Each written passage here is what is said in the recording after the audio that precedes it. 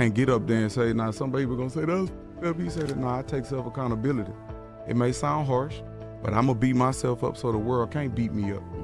Because the world is a cruel place. It can be a beautiful place if you allow it to be.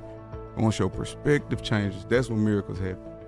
But I don't need nobody. I don't need to go sit in front of nobody and they tell me, yeah, the first key is admitting you have a problem. I told myself I got a problem. I talk to myself. I'm in tune with myself. I talk to myself. People may say I'm crazy, but I'm winning. That's how I process things, is talking to myself. When I would walk in the room, I would look for the flaws in everybody in the room and I would expound on those flaws so no one would pay attention to me. I was projecting so no one would pay attention to me. But when I had my shirt off at the video shoot, everybody looking, they laughing, but it's one of them laughs like, you don't want me to see you laughing. And everybody fell out laughing at me. And I felt like the worst in the world. I was like, so it was anger, it was embarrassment, it was everything. And I couldn't be mad at everybody. And after that, that's what just made me say, you know what? Hey, man, I'm about to get in shape. I'm tired of being a fat slob. And then everybody watched when I got on Instagram and I said that prayer, I'm like, God, just make me lose all this weight today, God. I'm tired of being a fat slob. I don't want to be the fat rapper no more. And everybody just followed my progress and my journey since 2018. I engage with the world now because comparison is the killer of all joy.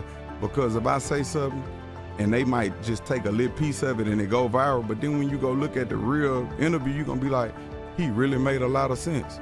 And that's why my mama said, man, don't even tell nobody. I know this gonna sound weird. No, it don't sound weird. This me. I'm my authentic self. People gonna either accept you or they not. I was depressed. It was causing depression because comparison is the killer of all joy. I'm comparing my life to other people's highlight reel, and it was causing depression. Once I got off that and started engaging with the world, I'm like, man, people love me. People walk up to me and tell me, man, you changed my life. They don't really say that on Instagram. They say negative things. All the time. Of course. Quiet is super peaceful at my palace. Why is that? I don't have any philosophical meaning to Right. anything like that. I just like to be around peace. And if you've went through and experienced as much pain as I have, I've been through a tremendous amounts of pain, physically, mentally, spiritually. I've been through hell. In order to appreciate and understand great peace, you have to have went through and experienced great pain. Sometimes that silence speaks louder than anything, but you know how to calm that down then. It's super loud. Yeah. But like I say, I don't need to be distracted from anything. I love my solitude. I love my tranquility. I love my peacefulness. Did all of these things just to realize that external things never add value, anything external. And it was like, the reason I called it broken men, because so many men go through that, feeling inadequate, not feeling good enough, feeling like they only as good as their ability to provide and to do. And because I still feel like that sometimes. Like what can I give? Did I do enough? And things of that nature. But I hate to sound like one of them, but you are enough. Like anything external doesn't add value. You are enough. I didn't know I was enough till I got to really know myself, and I'm like, man, I'm fly.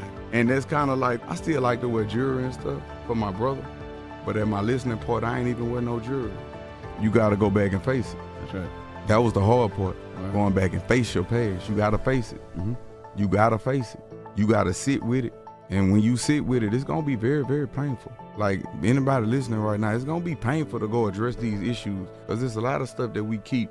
We suppress things, and like you could suppress things for so long till one little thing could cause you to explode or implode. It's a trigger. So I had to go back and face a lot of these things. Some things I had to forgive myself for and move forward.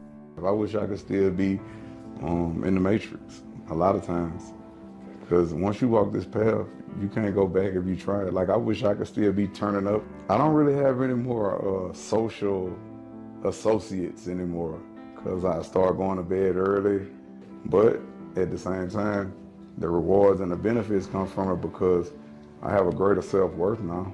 I love myself more. I can't just say, man, I love myself, but I'm learning to love myself more. I'm learning to love the stranger that was once myself. And it shows, it's reflective in my disposition.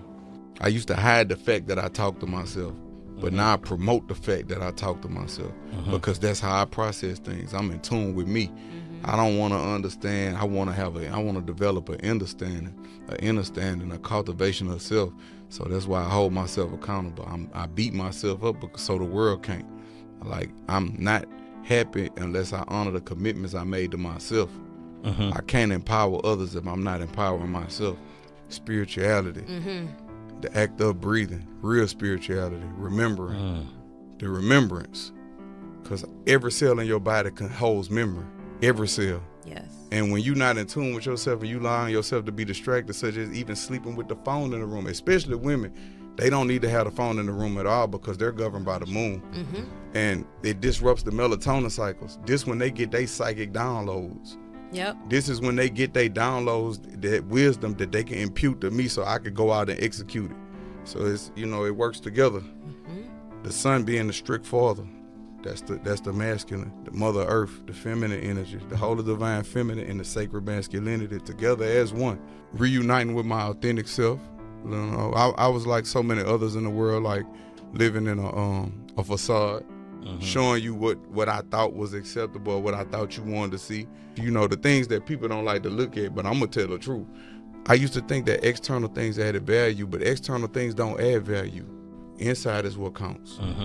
And we condition like that from poverty-stricken situations because it's like, if I want the girl, I gotta have a car, I gotta have the money to get a girlfriend. We think that things give us happiness, but things don't make us happy. External things don't add value to who we are. It's us being who we are authentically. That's what adds the value. Fatherhood didn't change me. The transition was made once I made the decision. Because a lot of times when you're in the streets, you can have an institutionalized way of thinking. And that's a lot of people that been in the streets. Like, you'll be like, he's so cold-hearted. It's not that we cold-hearted, but we know it's only a matter of time before we go back to jail. So I can't even love my children like I want to. I can't get close to my wife because when I go to jail, I don't want to be in there stressing. Maya Angelou has been my most steadfast counselor for my entire life. I discovered her probably 30 years ago when I was in college. And I lean into her work. You know how when you find those people that just are unsparing and honest in their work, but they also bring joy and comfort? She's that for me. And I love everything she does except for that quote. That quote has pissed me off for decades. And I never understood this idea that you're free when you belong nowhere. And as a social scientist, I know that belonging, I know this for sure. Like, if you ask me the one thing I know for sure, 200,000 pieces of data. I know in the absence of love and belonging, there's always suffering. That I know for sure. So this quote from her about belonging everywhere, which is really nowhere, is what sets us free, was so troubling to me. But then I started digging in. And I started trying to understand, what does it mean to belong? And I never thought of the concept of belonging. I thought belonging was like, we have a crew. It just comes to me. I attract it. I got to be very careful, though. Responsibility come with that. And belonging is something you kind of negotiate with external groups and people. But it's not. What I found very quickly is the rest of that actual quote is part of an interview that she did. Attract that to me also. So I got to just be, real cognitive with like my thoughts, because your thoughts become your words become your actions become your habits. And I gotta beat myself up so the world can't beat me up, because the world could be a cruel place at times, but it also could be a beautiful place, because once you change your perspective, that's when miracles happen. And that's what I had to do, get out my own way and stop being a dummy. My favorite is anything lost could be found again except for time wasted. And my favorite motivational quote was by Inky Johnson. He said, when you work hard for something, you develop a different type of attachment to it. And a person will have a cold day in hell before they try to take it from you. We live by this, we die by this. We don't surrender, we don't retreat. Every man must search his own soul. And every day I search my own soul. Every day. And when you follow your heart, you always win. And like, I don't know who I'm speaking to right now, but it's a lot of people out there that's really want to do the right thing, but they put too much on themselves. I ain't just start out no vegan or just no. I did the small stuff. The little things add up to the big things. Like, you start small and work your way. Like anybody that want to say get into fitness, I start out walking and drinking water. I wouldn't even change my diet. You start walking and drinking more water, you're not even gonna be hungry. A lot of time we eat and overeat and have hunger pains because we really be dehydrated. We get our moisture from the food. Our bodies are amazing. So I just say that. Wherever you at in life right now, you on the right path, you where you supposed to be. Don't rush it. Slow and steady, anything slow be for sure, anything fast don't last. Just you having that intention to want to make those changes, you're going to start making them slowly. It's a gradual process. Look at it like you plant a seed. You still got to water and nurture that seed even when you don't see nothing, even when you see a stick, twig. You still going to be nurturing and nurturing. Then you get the fruit at the end. But it's been in a journey, so you so invested in it not to where you. The best time to plant a tree was 20 years ago. And the second best time to plant a tree is today. It's never too late to start. I love to hear that out of the I love y'all. So I emotionally detoxed before I came up here because I don't want to project. Even with my son, he told me something one day, and man, what is you?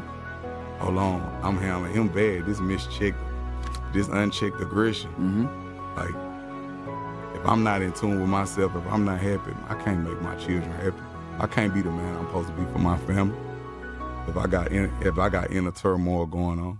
When I disconnect my Instagram and stop making comparisons, other people's highlight film, start living for me, like really appreciating the good things about myself, love what you have all that you need, and just start back just really engaging with myself and the world and stop comparing my life to what I should have and be thankful for what I do have, because when we was walking, we was just happy to have a car. I just started letting the world get a glimpse of what I got going on. And that's just for to help people. It's healing. I don't show no big houses, I don't show none of that.